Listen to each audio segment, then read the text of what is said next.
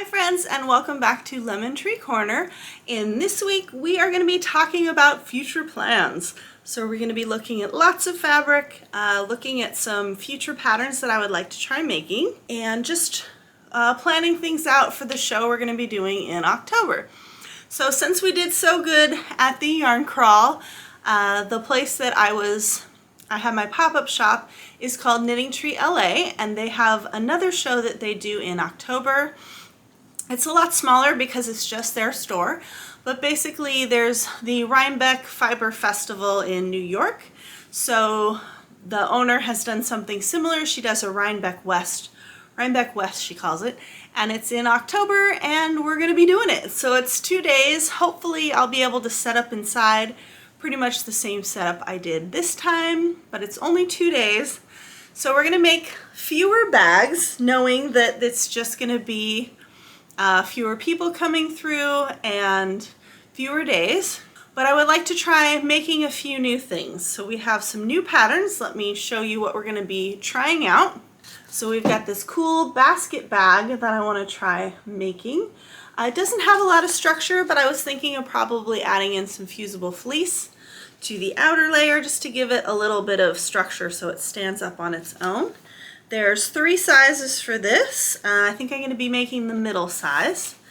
And then we've also got this beautiful Japanese knot bag, which is very cool. I've been wanting to try that for a while. So we've got that in 3 sizes also. And I don't know what size I'm going to make of that, but we will give those a shot. I also have a different eyeglass case that we're going to try. And then we're going to try turning our pyramid pouches, those little ones that I made, into chickens, because this is the big chicken store. They sell the emotional support chickens, and I thought it would be fun. I'm looking for something to replace the piggies. I've been doing the piggies for 2 years and the novelty has worn off, and I don't think they hold a lot either. So I feel like the pyramid bags would hold your keys and your chapstick and whatever else you want to put in there. They're a little bit more useful. They're more space in there. So I would like to try doing something that kind of is fun but is also functional, that will replace the piggies. We might bring the piggies back because I still have a soft spot in my heart for the idea of the Hawaiian piggies. So maybe we'll trade off. We'll do that for a couple of years, and then we'll bring the piggies back in a couple of years and maybe do some Hawaiian piggies. I've also got a few crochet projects that I need to get started on, so I will take you along with that as well. And I need to organize all the fabrics. So I've got a ton of fall and winter fabrics set aside. We've also got some leftovers of the fabrics we used for this show that are fallish, fall adjacent. So I want to pull those out and just see what I have. I did actually film that before we went to M&L Fabrics, but I still bought a bunch of stuff at M&L Fabrics. So I'm gonna do a haul with you and show you everything we bought there and hold it up for you and do a little review of M&L Fabrics. So if that sounds good to you, grab yourselves a cool beverage or a water, get comfortable, and let's take a look at all the beautiful fabrics. Okay, so here's our haul from M&L Fabrics. So the store is very large, as I remember, not as overwhelming now that I've been sewing for a while. I kind of know what I'm looking for. So huge selection, mostly designer fabrics. So what they do is in the front of the store, they have all of like this season's designer fabrics. So we had Andover, Robert Kaufman, Riley Blake, Tula Pink, so all the big names that you would recognize, and those were about $13.98 a yard. And then as you went further back in the store, they had like last season's fabrics, the older fabrics, but they were still designer fabrics, and they had those for $5.98 a yard. So that was really good. Like if you don't need this year's fabrics, you can get a little discount there, which is nice. So the $5.98 a yard is more comparable to what I would be paying at Joann's. Normally at Joann's I was paying like $6 to $8 a yard. So very comparable, you know, if you didn't have a coupon, if you didn't have like the 20% off your whole purchase, or they weren't discounting the fabrics. that's about the price you would pay. So that's a very comparable, and they had super cute fabrics. They had all the cakes and the donuts and the geese and, you know, like whatever you could think of, they had in that section. So very comparable to the types of cutesy fabrics that I would pick out for project bags at Joann's. And then in the side back, they had, you will have seen in last week's video, so they have all the fabrics are off the bolts, but they're like stacked this way. So it's an arm workout. If you want to get down in the stack, you gotta like lift all the fabrics out to get what you want. So that's an arm workout, but totally doable. And those fabrics are $3.98 a yard. So most of the fabrics I got here were $3.98 a yard. I did get some $5.98 as well, but mostly the $3.98s. And then my sister picked out fabric for her bag, so we're going to be making my sister a thank you bag. Her work bag is falling apart, so we're going to do an experiment and try and come up with the same size bag that she currently uses and make something for her. So that'll be one of the future videos coming up, will be that. We'll be making her a bag. Kind of like my mom's art bag. It's going to be, you know, just based on a rectangle. I'll have to ask her if she wants a zip or not. So let's take a look at all the fabrics I just got. I only found a couple that I would consider like fall Halloween-y, because I already went through my fabrics and I have plenty of fall fabrics. So we're just gonna, these were just ones that I wanted to pick for future bags. So you've got this cute one with all the baking stuff, and that is going to be paired with this nice pink. And also paired with the pink is this cute fabric. It's very like, I don't know, 60s, 70s tablecloth fabric, but I thought that would be cute with the pink. So I got extra pink to go for those. Then we've got another baking one with all the words. That's really fun. And I found this really pretty buttery fabric to go with it with the little hearts. So I believe those were the only $5.98 fabrics, and those were all Andy Metz, who I don't recognize the name of, so not like, you know, one of the really famous designers. Next up, we had some random blender fabrics that I got that were like a yard left of them. So I just got those two. I don't know what those are gonna go with yet. And also this one with the trees, I thought that would go with one of the Christmassy ones that we already have. So I picked that one up. And then everything else is kind of separated, so I've got to reorganize real fast. Oh, these ones aren't separated. So I hope somebody loves Portland, because I found this fabric, which is very cool. It's all Portland. And I'm blending that with this nice dark blue, and then they also had blue trees. I believe all of those are from the same fabric line.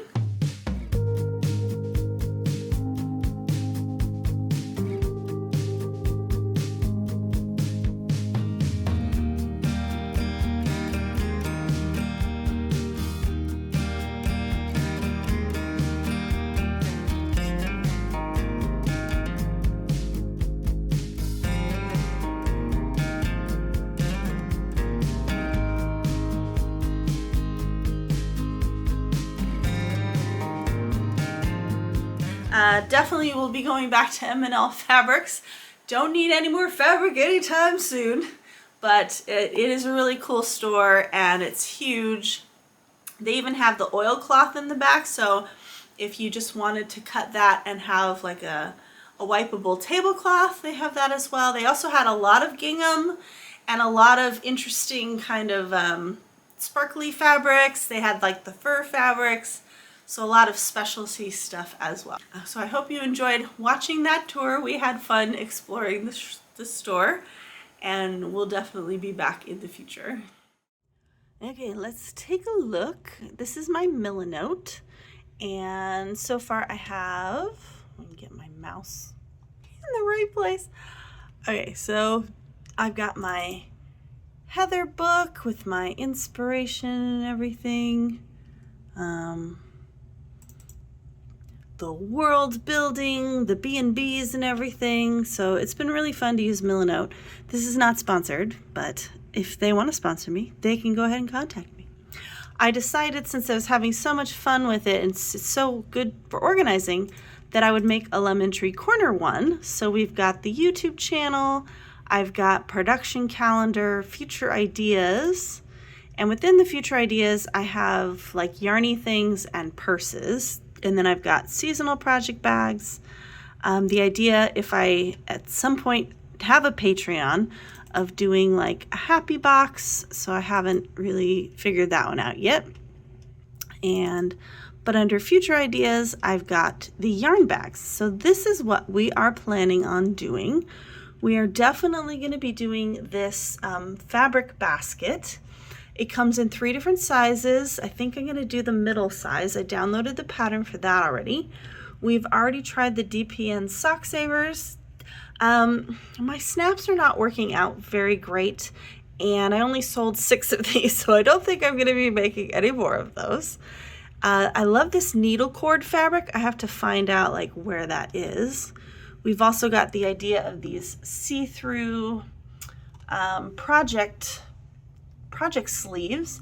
So it's like a see-through vinyl surrounded by fabric.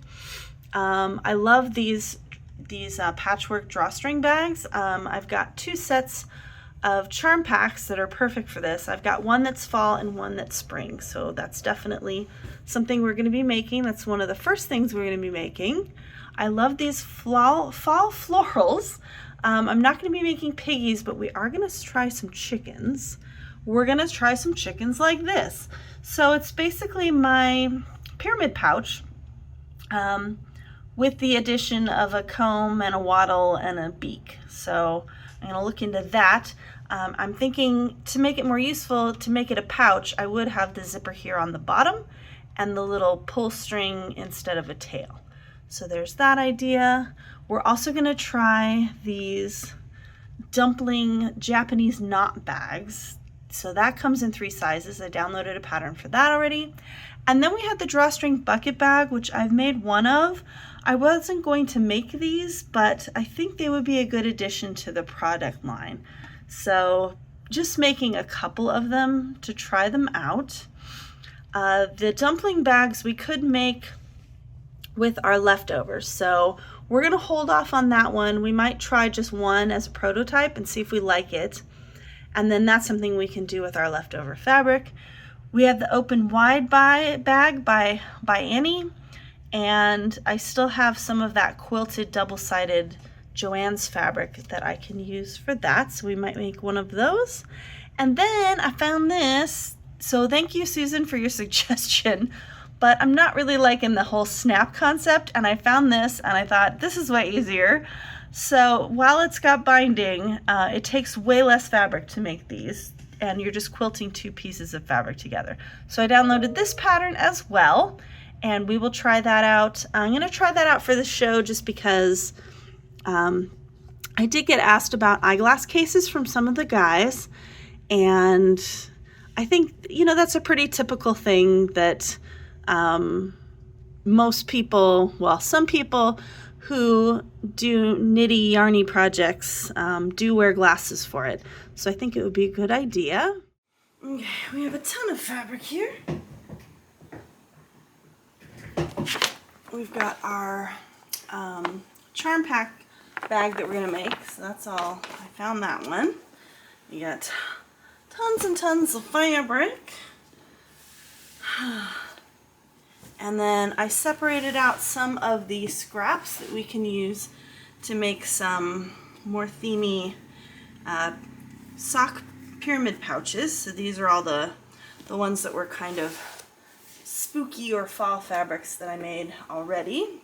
And then we have the leftovers from our first round of piggies, which was kind of this muted color palette. So what I want to see is this would be perfect for our chickens, but it has to be 7 inches tall because they're 7-inch squares. So that is mostly 7. This can get sewn in, so it doesn't matter that it's a pinked edge. We will go ahead and include that. So technically, I can make some chickens out of this. These are very chickeny fabrics, some of them, obviously not these. And then we have the lining. That one's not 7, so I'm just gonna have to go through these, pick out the ones that look the most appropriate for chickens, you know, or things that could be the lining of the chickens that we can use for sachets. Oh, here's the eye pillow fabric. I mean the haha kitty cats. Oh, that would be really cute. So I will have to look at the eyeglass pattern, and I've got like a ton of these that are pre-cut out, so that's not a problem at all. We can easily do that. So we have the eyeglass stuff. I've got some of the leftovers and then some remnants that I have that would be perfect for sachets. Still have a teensy bit of the Haunted Mansion left. Didn't have enough to make like a coin purse or anything out of. And then I still have leftovers of the Christmas fabrics as well. So we can try that out. I'm just gonna kind of set these aside for later when we do the sachets.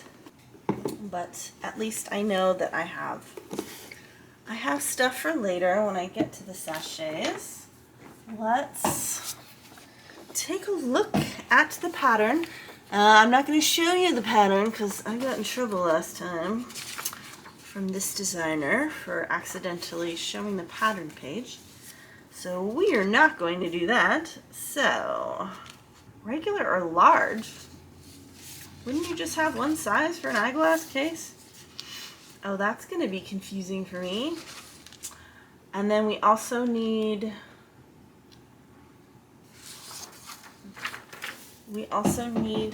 fabric for the binding. Let's take a look. What size were these guys? Oh, that's so messy. So messy. Okay, so these were 7 by almost 4. So, okay, I should probably do 4 by 7 then. There's a 3.5 by 7 and a 4 by 7. Although these would be snugger, but they're pretty much almost 4. You know, they're a little over 3.5. So maybe I should split the difference. What's the flatter one? That's probably the better one to measure. That was 4. Okay, so we will do the 4 by 7 size. I mean, obviously not everything has to be fall themed for this show.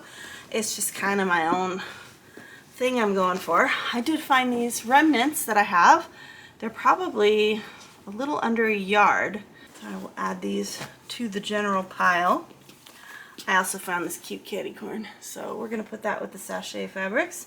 And these cute kitty cat fat quarters. So I have a bunch of fat quarters that I just grabbed whenever I saw something at Joann's that I liked.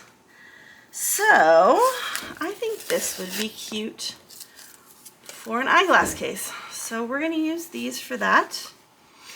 Okay, so we're gonna start off with this. I'm gonna go ahead and press these, and I don't need to interface them because we're gonna quilt them down. It is time to try our wool mat.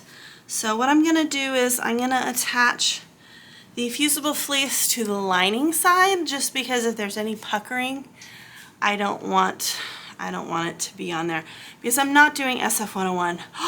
What, did she say that? Yeah, I'm not doing SF101 because we're quilting this together and I don't really feel like wasting a bunch of SF101. So I'm just going to attach this to the lining side in case there's any little puckering, and then we're gonna have to spray on the front so that we can quilt it. And then we're gonna make our binding. So yeah, I just wanna try this out. It's basically the width of my ironing board. So I'm just gonna put it on my ironing board whenever I'm attaching interfacing. I think that's really the only thing I'm gonna need it for, because when I'm spray starching and everything, I can just do that on the larger ironing board, which I wanted a larger ironing board, and I don't really want to have to take the foam, the wool mat on and off of my cutting mat, just because it's easier for me to have a separate setup for this and not have to set it up on the cutting mat every time. So that's why we're doing it this way. And I already have the ironing board, and I can set it up in front of the TV when I'm doing all my big ironing stuff. So it just made more sense to get this smaller mat for what we needed to do. So I had a wonderful day off yesterday. I figured since it's a 3-day weekend, I would just give myself Saturday. I slept in. We made brats with caramelized onions and all that fun stuff, a potato salad, and went to the pool and swam around in the pool in the sunshine. Really nice day, and then just pretty much pooped out on the couch for the rest of the day. So had a nice relaxing day other than just organizing all the fabric, which took me probably an hour. The rest of the day was very relaxed and peaceful, and I think I want to do that from now on Fridays. Well, not Fridays, but I have Fridays off during the summer. So I think what I would like to do is get some work done, get some fabric prepped on a Friday, kind of take it easy on Saturday. If I want to sew, I can sew, but just use that as the day that we take the dogs on a walk, or we do something together, go out to lunch, relax, you know, crochet, and then I can use Sunday as my sewing day. So I think that would be a nice way to kind of keep my sanity over the summer. Well, that worked out really nice. Very nice. Okay, so let's go spray this to the other side. Okay, so we're basically going to spray this to the other side, and then we're going to make some binding. So we've got 2 1/4 inch strips. I am going to sew them together on the diagonal like this, and then we're going to press it long ways in half.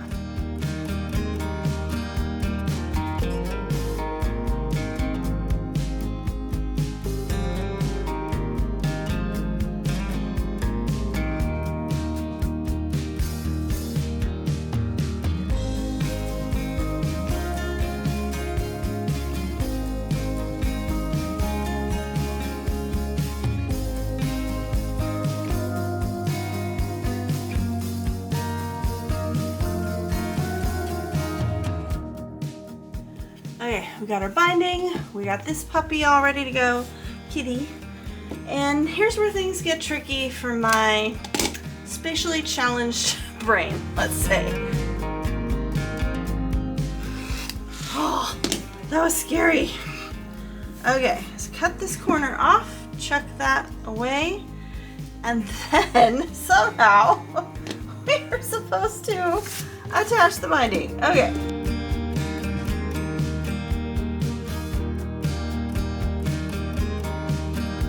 Fat fail.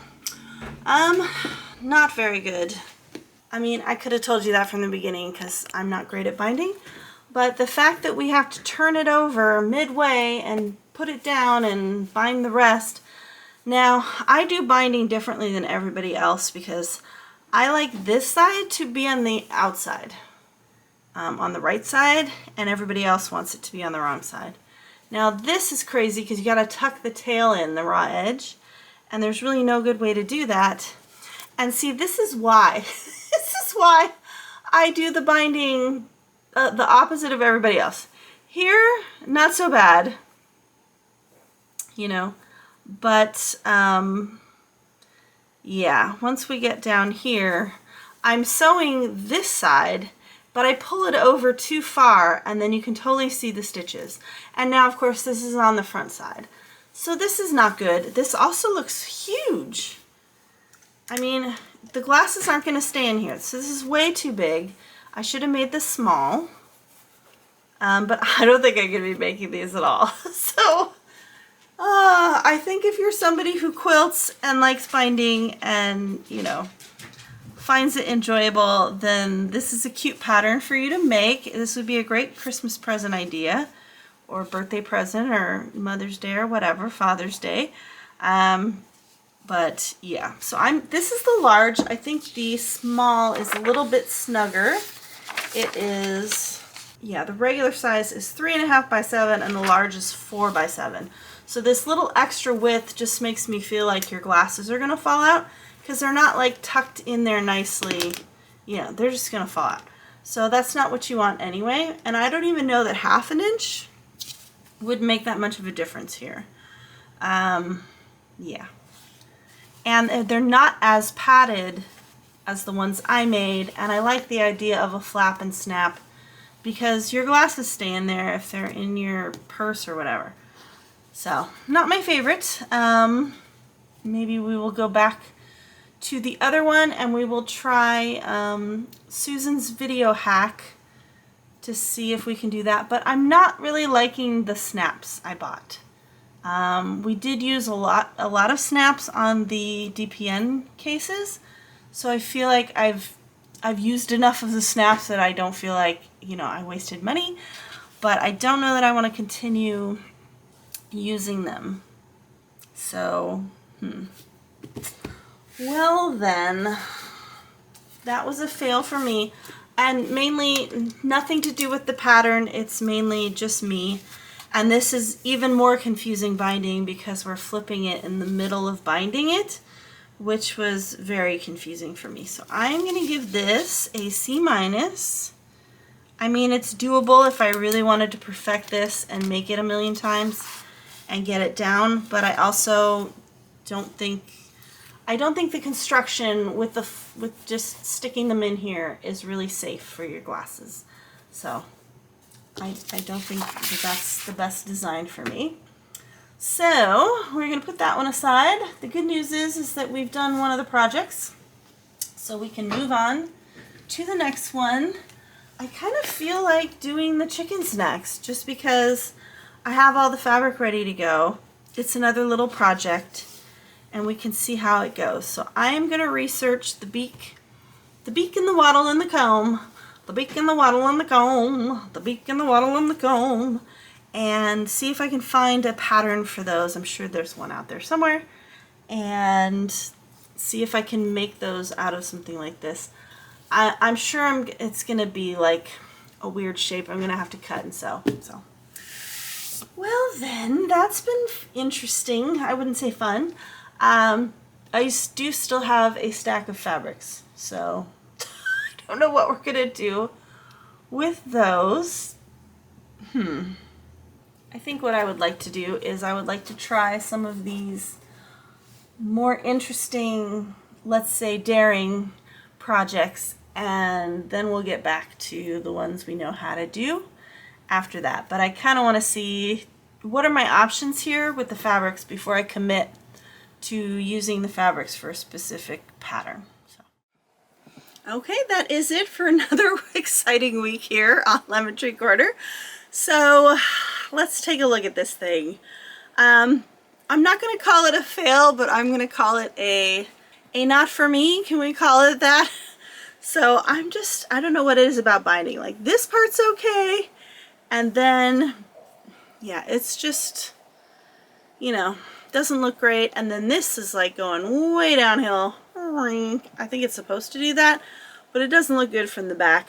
I don't know how many eyeglass cases we're going to make for this next show, but I just wanted to try that out and knock that out since it was the easiest pattern to do to start with. So back at the machine, I definitely missed sewing the last couple of weeks, so that says a lot right there. Oh, we had another fail with the crochet project as well, so I need to try another pattern for that one. So pop it in the comments below if you have any suggestions for like a 3-skein fingering weight project that I can do that's crochet. I know the last few weeks have been a little all over the place, but we will be back to doing specific bag projects soon. And if you're ever interested in a particular bag, in 2023 I did a whole year of bags. So there's a playlist on my channel of all of those bags if you want to look through them. If you're looking for a specific type of bag that you want to try, you can take a look at any one of those videos. It's not a tutorial per se, but I make the bag, you see what it looks like, you see whether I struggled or not, and I give it a grade at the end of how easy I felt it was, and if I felt like it was something I could do on the regular and sell. So if you're interested in that, check out that playlist. And I hope your summer is going well if you're in a hemisphere that's summer right now. If not, I hope you are enjoying your winter. So we have a game plan now. Unfortunately, it's pretty planned out. Every week is already filled up with things to do, but that'll get us through October. We will regroup in October after the show and see how we feel, if we want to move forward with making some Christmas bags, if we feel like we have enough to make for Christmas, or if we just want to do maybe some downtime crochet or get started on next spring. So I obviously have plenty of fabrics to do the bags for next spring, so we could get started on those as well, which would give us a lot more time to do those bags. So we will see how we feel about that.